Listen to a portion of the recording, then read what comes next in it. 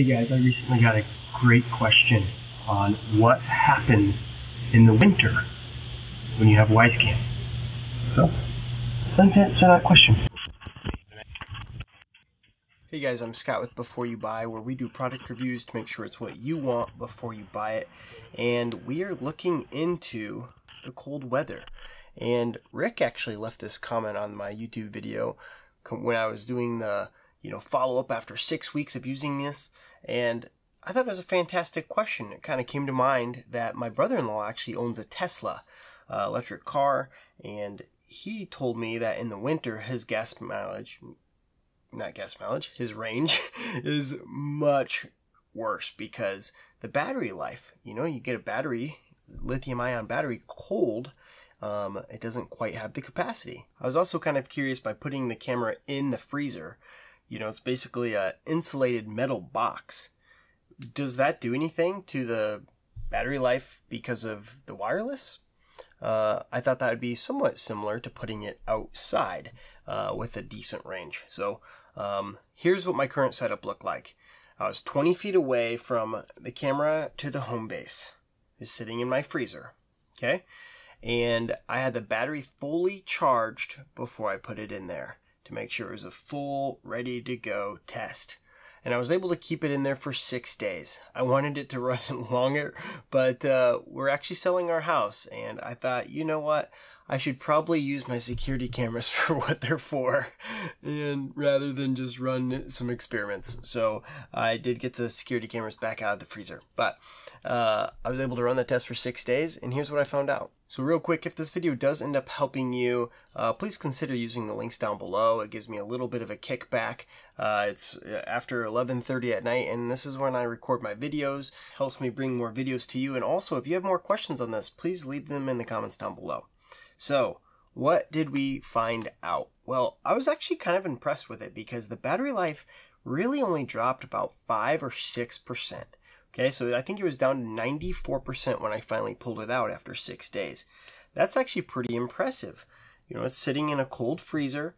It's down about 20 degrees. So it's not quite the negative 30 it can get in Iowa, right? Or Wisconsin.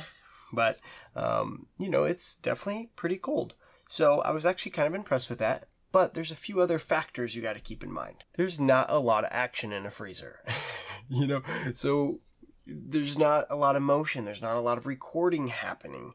Every time we pull something out of the freezer, once or twice a day at very most, I would think. Well, okay, so lately we've had a lot more ice cream and maybe, okay, so sorry. But still, it's not like in the front of our house where you're getting streets and kids walking down the sidewalk and all that.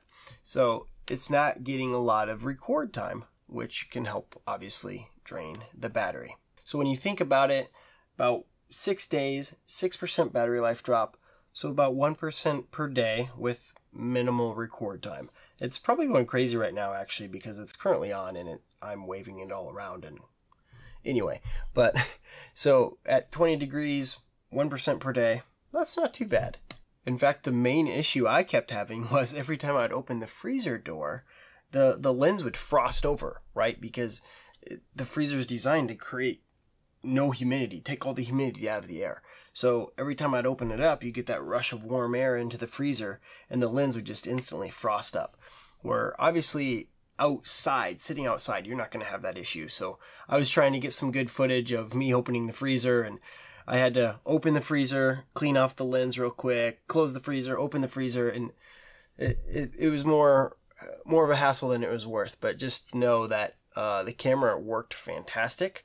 Also, I was a little nervous about, again, this is not an environment you're going to be dealing with, but how it went from super cold, frosted inside ice box to a nice warm climate, essentially, right? So does that create, condensation on the components?